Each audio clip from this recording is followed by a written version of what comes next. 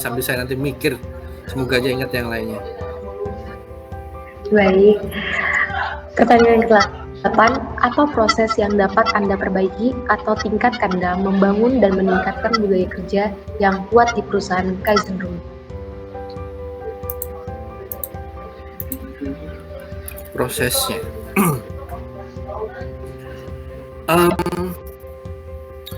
Mungkin kalau bisa saya menjawab bahwa proses untuk membangun budaya yang kuat itu adalah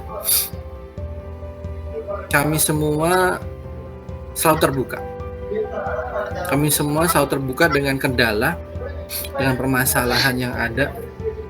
Mungkin itu jadi poin ketiga dari nilai tadi ya, boleh ya, saling terbuka. Karena untuk membentuk sebuah tim yang benar-benar kompak itu, kita nggak bisa kalau masing-masing punya ego punya masing-masing, tujuannya berbeda-beda. Dengan keterbukaan itu yang mungkin bisa saling sharing, saling ngasih masukan, dan keterbukaan itu juga membuat kita semua termasuk tim-tim yang lainnya pun berani bicara, berani ngasih masukan.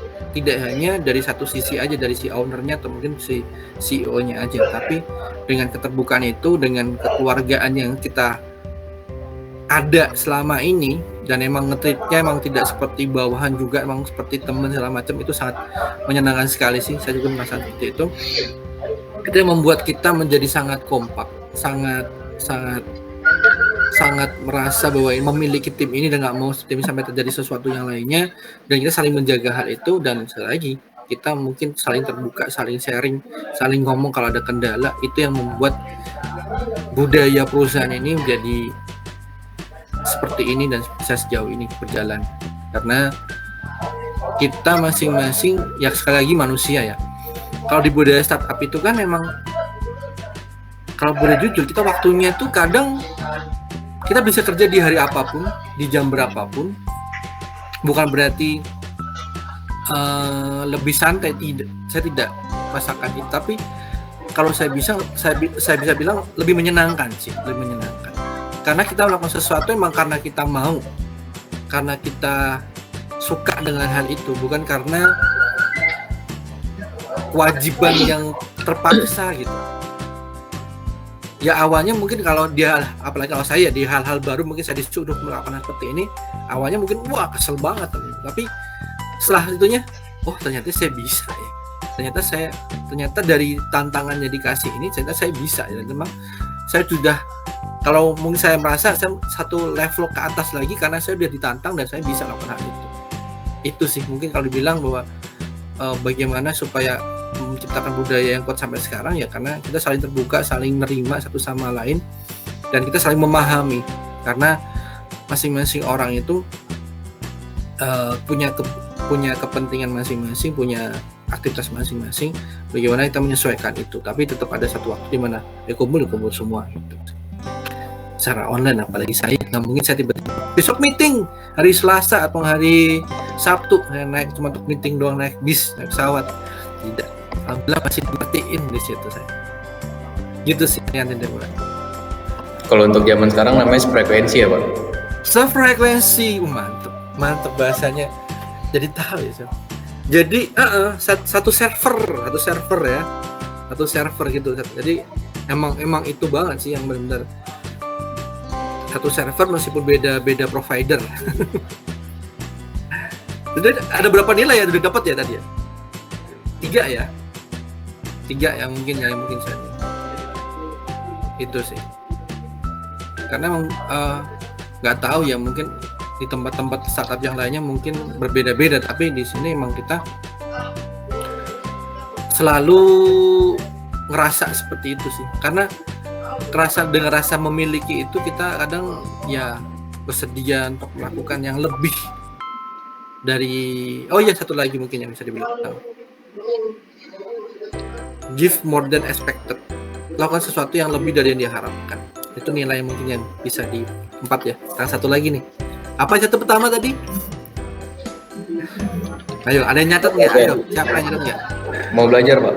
Belajar. Kedua, berani mencoba hal baru. 3, sefrekuensi, terbuka, saling menerima ya, saling terbuka, saling menerima itu. Keempat, ya. Oh, give more than lakukan sesuatu. Bahasanya apa sih? Mohon maaf kalau saya bahasa Inggrisnya memang agak kurang bagus, jadi saya akan menggunakan bahasa Indonesia dengan itu. Melakukan sesuatu lebih dari yang diharapkan. Itu effortnya lebih dari yang diharapkan. Effortnya lebih, ada effort. Kurang satu ya. Nanti semoga ketemu sampai pertanyaan ke-15. Kalau enggak ya jadi PR deh saya. Random banget. Oh, Mas Andi kita random banget. Ya, emang saya agak random orangnya. Oke, silahkan dilanjut. Baik, lanjut ke pertanyaan berikutnya. Pertanyaan ke-9, bagaimana cara budaya organisasi dapat dengan mudah diimplementasikan ke setiap tim dalam sebuah perusahaan?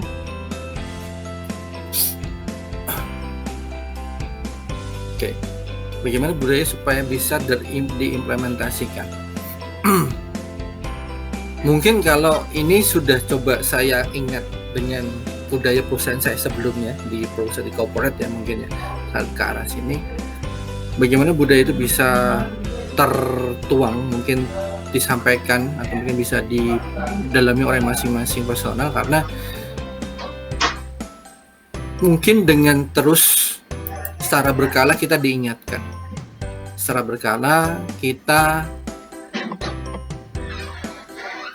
apa ya istilahnya, bukan diingatkan, terus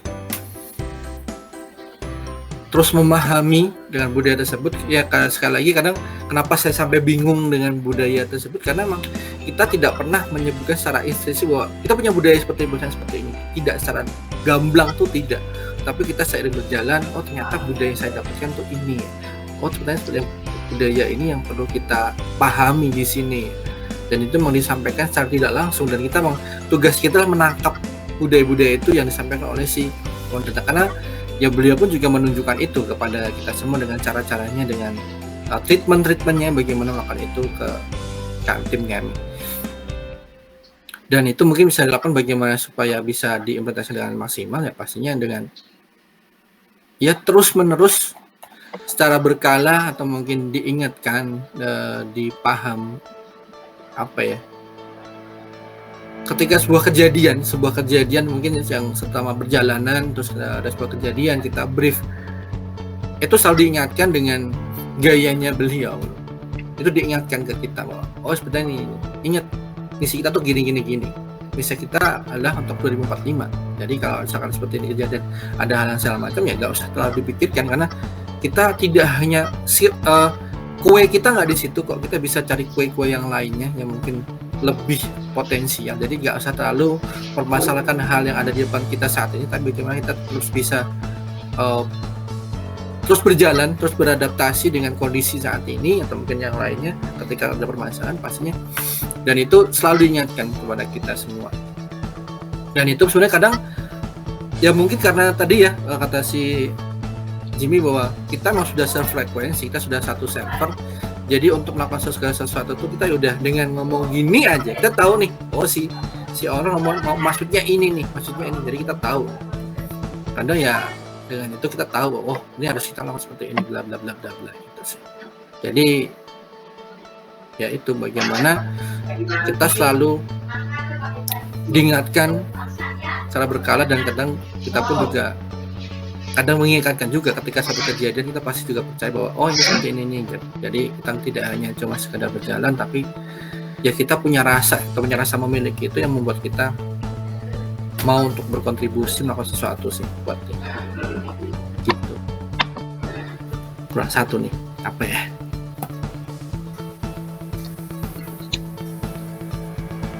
Ya lanjut, udah. Baik. Pertanyaan ke-10, apa saja target Kaizen Room yang sudah dicapai saat ini? Target yang sudah dicapai. Kalau saat ini sih mungkin kalau saya bilang, pertama kita sudah dikenal di masyarakat umum, kita sudah dikenal. Kita ada Kaizen Room saat ini alhamdulillah sudah mulai dikenal di masyarakat umum. Kedua, kita sudah menggandeng beberapa kementerian untuk bekerja sama. Mungkin itu pencapaian saat ini bisa saya bilang bahwa itu goals yang sudah dicapai oleh Kaizen Room. Kalau Yang lainnya saya mungkin apa ya? Saat ini 2 itu sih, Yanti, bahwa kita sudah, harapan kita kan emang kenapa ada sosial media kan kita bisa diketahui banyak orang kan. Kita punya engagement terhadap siapa followernya. Apa sih Kaizen Room itu? Ya meskipun masih ada yang nanya apa sih Kaizen Room itu, atau mungkin tempat cukur ya, tempat cuci ya, kafe ya, mungkin kos-kosan ya, seperti itu.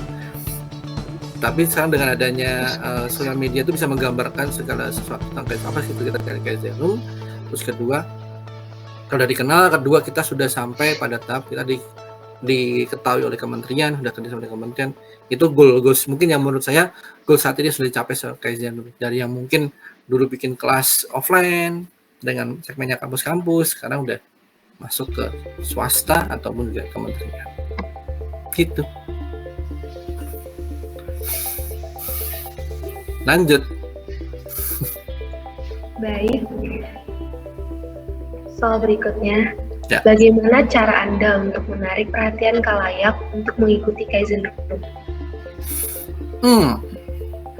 Menarik perhatian. Terus saya juga bukan orang yang suka menarik perhatian saya. Tapi mungkin sejauh ini Kaizen terus melakukan banyak kegiatan pastinya. Mungkin teman-teman di sini pernah ada yang ikut Kaizen Talk? Ayo, pernah nggak? Kaizen Talk yang setiap hari Jumat sore? Pernah? Pernah ikut kegiatan apa deh dari Kaizen Room? Ayo, udah itu deh. Paling seminar Pak, seminar ya Apa tuh? tentang mencoba hal baru gitu. Jadi kayak isi dari percakapannya itu tentang memulai tentang seseorang yang berani membuka usaha baru. Oke. Kayak pernah ada tema seperti itu, saya ingat. Yang lainnya ya sebenarnya kalau dibilang bagaimana supaya menarik, kita terus berupaya dari sejak Kaizen 2018 kita ada, mungkin sampai mungkin perjalanannya sampai sejauh ini, kita terus berupaya untuk dilihat oleh orang, diketahui oleh orang dengan kita membuat konten, dengan kita membuat event-event Kaizen Talk. Mungkin setiap hari Jumat kita ada Kaizen Talk, setiap hari Selasa tuh kita ada kelas ngerti digital. Terus kita juga bekerja sama dengan beberapa kegiatan literasi digital juga, kita punya recap-recapnya di sosial medianya. Cuman kan untuk sampai dinotis oleh banyak orang kan tidak semudah itu kan. Tidak semudah itu. Yang pastinya kita terus berupaya untuk membuat orang tahu bahwa Kaizen Room itu ada, dan ini loh tempat untuk teman-teman belajar untuk berkembang itu di Kaizen Room itu tuh. Meskipun ya kalau mungkin teman-teman di sini pun pasti ada juga yang belum tahu sebelumnya kan, sebelum dikasih tugas kan. Ya itu sudah jadi bukan hal yang kaget, karena emang dari awal teman-teman ini jujurnya aja nih, dari awal Kaizen Room datang ada itu segmen di kelas-kelas yang kita buat itu bukan anak Gunadarma, anak Telkom University, atau mungkin ada para Madinah itu yang datang ke kita karena mereka yang notice kita. Sedangkan yang mungkin yang segmen kita sebenarnya untuk anak teman-teman Gunadarma tuh banyak yang nggak tahu ya, antara mungkin ya karena Pak Edu juga sebenarnya, kalau Pak Edu tahu pasti ya teman-teman akan tahu juga sih. Cuman itu sekali lagi kita tuh menangkap orang yang punya server yang sama dengan kita. Kita nggak bisa maksain, kita pengen merubah dunia, merubah Indonesia dengan cara oke, ayo lo berubah dengan kampanye segala macam, ayo berubah ikut saya segala macam. Tidak, tapi kita selalu mengedukasi dengan konten-konten edukasi kita di sosial media. Itu kita buat untuk menangkap orang-orang yang membutuhkan kita, yang satu server dengan pemikiran kita. Jadi mereka datang untuk belajar, mereka datang untuk berkembang bareng-bareng, yang follow di situ, yang suka nge-like Instagram kita, yaitu orang yang satu server dengan kita. Tapi harapannya emang kita bisa mencakup semuanya. Tapi sekali lagi, terkadang tidak semua orang. Saat ini pun saya ngerasain ketika ngajak orang untuk ayo kita bareng-bareng masuk komunitasnya Kaizen untuk belajar bareng-bareng, tidak semua orang bisa ikut ke situ karena merasa bahwa ngapain, males segala macam. Tapi sekali lagi bahwa kadang tuh kita apa ya saya jawabannya ya, mungkin jawabannya tadi ya, bagaimana menarik kita harus melakukan upaya itu. Yang pastinya kita membuat konten-konten yang bermanfaat, yang beredukasi, dan kita selalu membuat program-programnya untuk menarik teman-temannya yang lainnya untuk mau belajar, untuk mau berkembang bareng-bareng. Namun pilihannya untuk berubah itu bukan di kita. Keputusan itu ada di orang-orang mungkin yang melihat konten-konten kita, yang melihat kegiatan kita, yang dia klik lalu join, lalu belajar dan tertarik. Tapi untuk yang mereka yang mungkin hanya oh ya udah, ya kita nggak bisa memaksakan hal itu karena kita tidak bisa memaksakan pikiran orang lain sih, mungkin gitu aja sih. Gitu Rianti. Apakah itu bisa menjawab ya? Semoga menjawab sih. Bisa, Pak. Oke. Oke, kita ke pertanyaan lanjutnya. Apakah baru-baru ini ada diskusi tim atau pertemuan di mana Anda tidak bisa membagikan pemikiran Anda? Jika ada, boleh Anda sampaikan. Diskusi tim. Sejauh ini sih, saya berusaha untuk menyampaikan apa yang ada di pikiran saya, dan mungkin sebagian besar dari semuanya sudah menyampaikan sih, beberapa saat ini sudah sampaikan. Mungkin apa yang mungkin bisa saya sampaikan mungkin ke teman-teman semua di sini, pada bagian gini ya, tadi yang mungkin kegelisahan karena sekali lagi ya Bapak,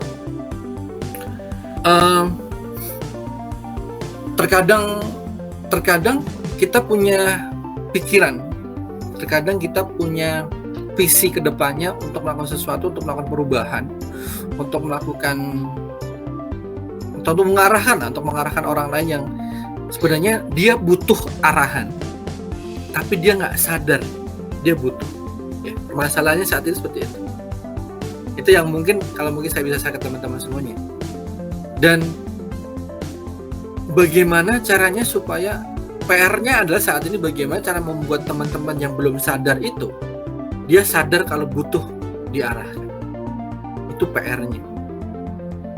Jadi mungkin yang bisa saya sarankan, mungkin apa sih yang bisa saya sampaikan? Jangan pernah berada di zona nyaman. Karena di zona nyaman itu tidak ada perkembangan, tidak ada pertumbuhan. Jadi kita harus berani untuk keluar dari zona kita saat ini, untuk melangkah, mencari hal yang baru, mencoba hal yang baru, dan kita ngerasa bahwa ini kalau saya nggak gerak, saya nggak hidup. Kalau saya nggak gerak, saya stuck di sini dan saya nggak jadi apa. Itu yang perlu yang menjadi kegelisahan, dan mungkin yang perlu saya sampaikan sih lebih tepatnya. Gitu sih. Ditangkap ya, semoga ya ditangkap ya. Kalau mungkin apa yang saya jabarkan itu agak sedikit abstrak, tapi semoga bisa ditangkap oleh teman-teman semuanya, bisa diterjemahkan dengan bahasanya yang mungkin lebih dipahami, karena tidak semudah yang mungkin dipikirkan sih. Gitu. Dan ya. Bisa dilanjut, silakan.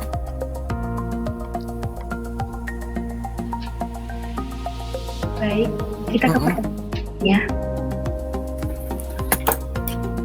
Adakah suatu hal yang menghambat Anda dari menyelesaikan tugas di perusahaan Kaizen Room? Wah, menghambat ya. Jujur bahasanya. Saat ini yang menjadi permasalahan kalau bagi saya adalah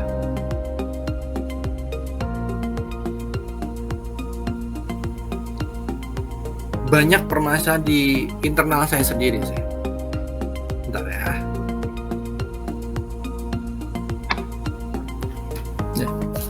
Yang menghambat saya bertugas, pertama ada permasalahan dari diri saya sendiri yang membuat itu terganggu di pekerjaan. Itu karena mungkin saya masih belum terbiasa dengan budaya startup itu yang kita bisa bekerja dari mana saja, dan menyesuaikan itu bukan berarti hal yang gampang teman-teman. Ketika kita harus bisa bekerja dimanapun itu berarti kita harus dipaksa untuk produktif dimanapun kita dan produktif di waktu-waktu yang fleksibel mungkin ya. Itu satu. Saya masih terkendala oleh permasalahan ini, belum bisa ya. Kalau misalnya teman-teman kerja di office hour kan jam 8 sampai jam 5 sore teman-teman ya udah itu kerja, udah selesai. Setelah itu selesai. Kalau kita di startup kita nggak bisa seperti itu karena kita harus bekerja dengan waktu yang fleksibel. Kalau ada deadline segala macam kita juga harus menyelesaikan itu dengan waktu yang sudah ditentukan dan itu jadi tugas. Apalagi permasalahannya saya karena mungkin terpaut faktor umur ya. Mungkin teman-teman juga sadar saya masih, teman-teman di sini umur berapa sih? 18, 19? 20 ya. Ya saya belum terlalu jauh lah. Saya masih plus 15 sama teman-teman lah. Di umur saya mungkin sudah terlalu lama di budaya perusahaan untuk beradaptasi dengan pola pikir saat ini di budaya startup itu memang bukan hal yang gampang karena masih ke personal internal saya sendiri sih. Kedua adalah terkadang saya masih sering terbentur dengan batasan saya, batasan masalah ya entah itu jadi pola pikir kadang tuh di pikiran saya itu masih banyak hal-hal yang kadang membuat saya terhambat sesuatu. Oh ini nggak bisa, mungkin ada yang merasa malas segala macam. Itu sering banget masih menghantui sih lebih tepat. Namun saya berusaha menyiasatin itu, berusaha untuk mencari formulasi yang tepat untuk mengakali dari permasalahan tersebut karena ketika itu dibiasakan terlalu lama nanti jadi bom waktu, nanti menjadi tiba-tiba saya dipecat saya nggak tahu. Makanya perlu kita cari solusinya. Saya cari solusinya bagi utama masalah internal. Kedua adalah kadang saya masih merasa terbatas, saya masih terbentur dengan banyak terbatasan. Itu sih karena mungkin menjadi muda itu sebuah gift menurut saya. Teman-teman di sini masih muda itu masih harus perlu mencoba banyak hal.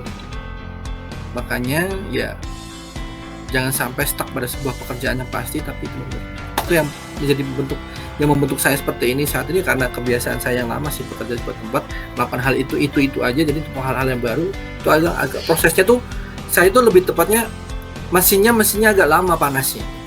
Kalau mungkin taminya pertama pelan-pelan dulu baru kencang bus, tapi kalau yang lainnya bisa langsung bus cepet, tapi saya masih pelan.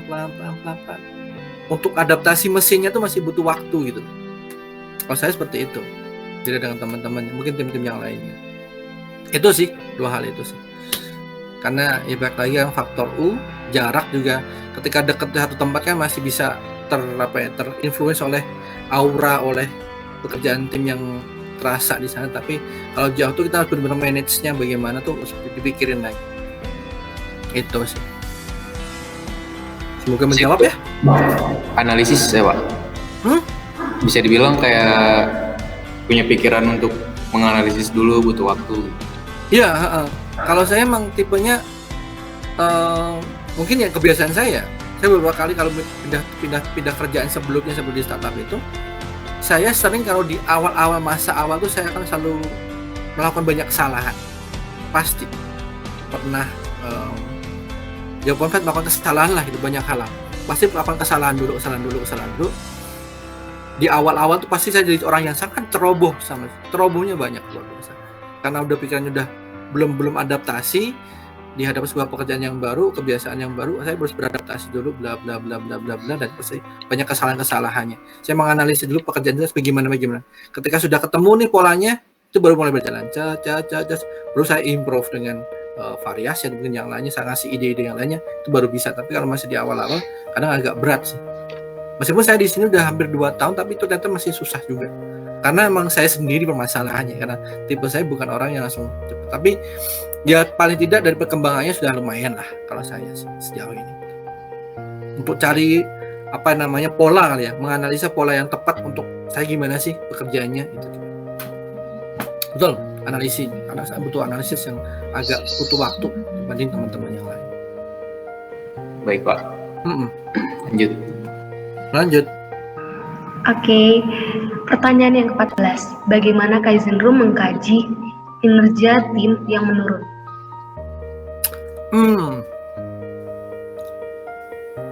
Oke, saya akan coba jawab ya dengan paradigma saya ya. Kita selalu dikasih tugas-tugas tertentu sama si owner lah, mungkin dari si pimpinan kami lah lebih tepatnya. Bagaimana mengkaji kinerjanya ketika dikasih tugas, dan bagaimana ketika kita sudah ngasih tugasnya dalam jangka waktunya bisa tidak, mungkin jangka waktunya, hasil yang dikerjakan bagaimana, terus mungkin apakah ini sesuai yang diharapkan.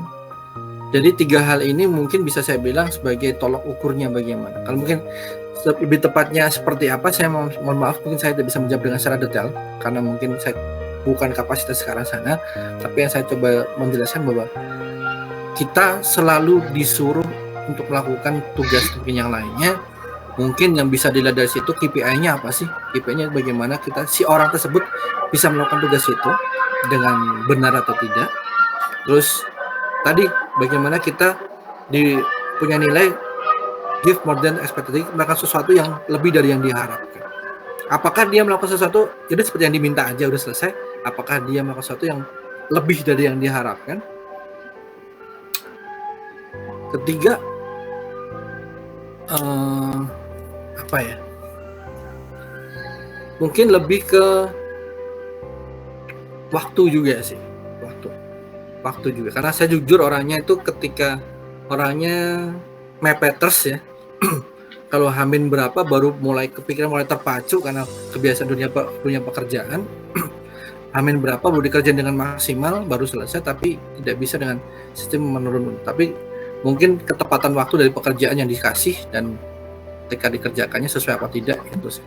Mungkin 3 hal itu ya yang bisa sampai sebagai tolak ukur dari menurunnya kinerja ya misalnya. Kalau udah mulai tidak efektif, pasti masalahnya apa nih, ditanyain seperti itu. Gitu. Terjawabkah? Saya khawatir tidak bisa menjawab pertanyaan kamu loh, karena saya juga merasa bahwa ini saya bisa jawab nggak ya gitu. Semoga bisa ya teman-teman semuanya ya. Oke. Apakah cukup? Apakah perlu didetailkan lagi? Cukup sih, Pak. Cukup ya. Oke. Silahkan di next pertanyaan berikutnya. Oke, pertanyaan yang ke-15. Budaya apa ke depannya dan harapan perusahaan Kaizen Group agar terus maju di bisnis startup di teknologi digital? Ada masalah visi nih. Visi misi. Budaya apa ya? Mungkin kalau boleh saya bilang ya, berdasarkan hal apa yang perlu kita kembangkan agar kita bisa terus bertahan, terus bisa mencapai tingkat-tingkat berikutnya. Mungkin kalau bisa bilang bahwa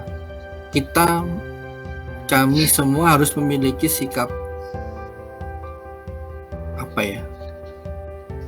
Saya belum tahu menjelaskannya apa, tapi kita harus bisa bekerja. Kita harus bisa bekerja tanpa komando. Itu apa namanya? Autopilot atau apa ya? Profesional mungkin. Sebenarnya profesional sudah ada sih, Mas. Sudah jalanin meskipun kita dengan kedekatan selama kita sudah mulai melakukan sesuatu dengan profesional. Namun saat ini mungkin yang bisa ditekankan bahwa apa sih budaya yang perlu kita benar-benar tekankan lagi, karena bagaimana kita bisa bekerja, bagaimana kami itu harus bekerja tanpa ada perintah, tanpa ada paksaan dari atasan. Jadi bagaimana bekerja dengan kesadaran masing-masing untuk melakukan poin-poinnya, dan inisiatif ini berjalan tanpa ada apa ya misalnya perintah langsung lah gitu. Respons gitu, Pak. Gimana? Responsif.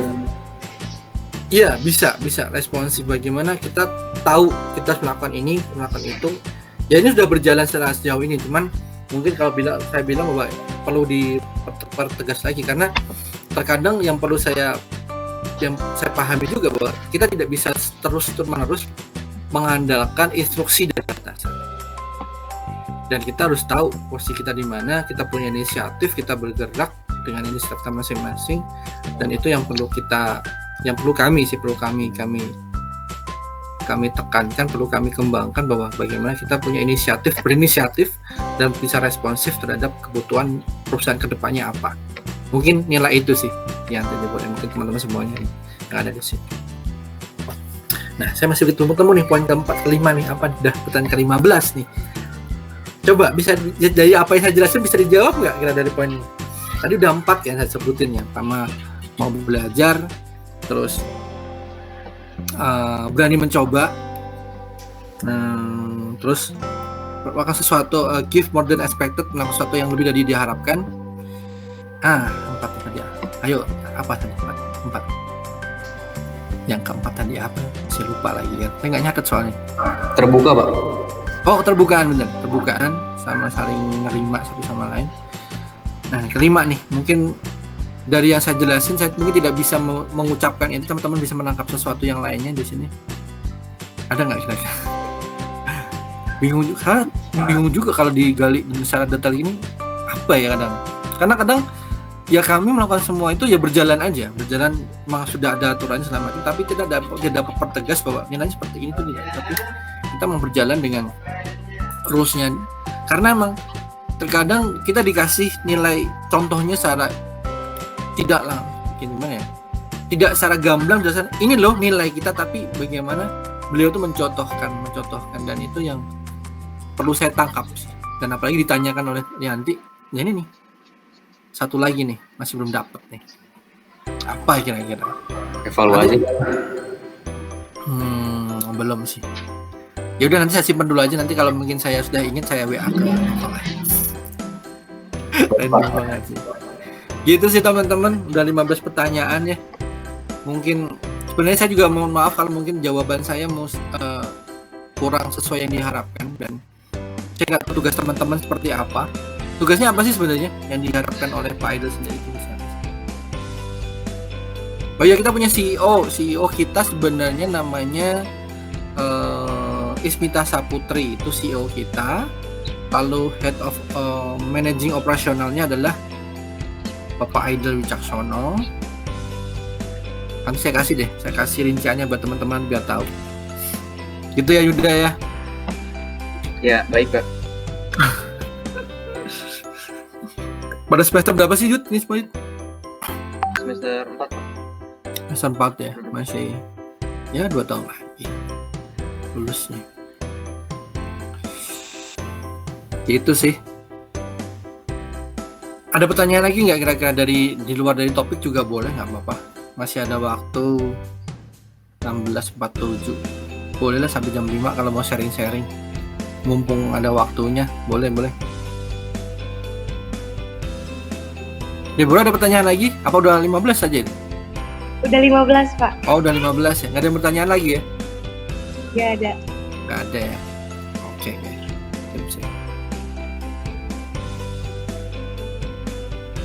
Baik, kita langsung penutupan aja kali ya, Pak ya? Oh, boleh. Karena kita juga udah Oh iya, mau pulang ya? hampir habis ini soalnya gedungnya. Udah diusir ya? Iya. Udah pada jalan. Oke. Gak apa, silahkan. Oke. Langsung aja penutupannya. Baik teman-teman, bagaimana bincang-bincang tadi? Seru bukan? Semuanya akan lebih menarik jika kita mau belajar dan mencari tahu bagaimana budaya perusahaan dapat bekerja. Terima kasih buat Bapak Andika dari pihak Kaizen Group yang mau meluangkan waktu untuk kami. Terima kasih juga kepada teman-teman yang sudah menonton dari awal sampai akhir. Semoga yang telah disampaikan dapat menjadi pembelajaran untuk nantinya dalam dunia kerja dan dapat memotivasi kalian dalam bekerja di suatu perusahaan. Saya Rianti Deborah, pamit undur diri. Terima kasih. Terima kasih juga. Terima kasih, Pak.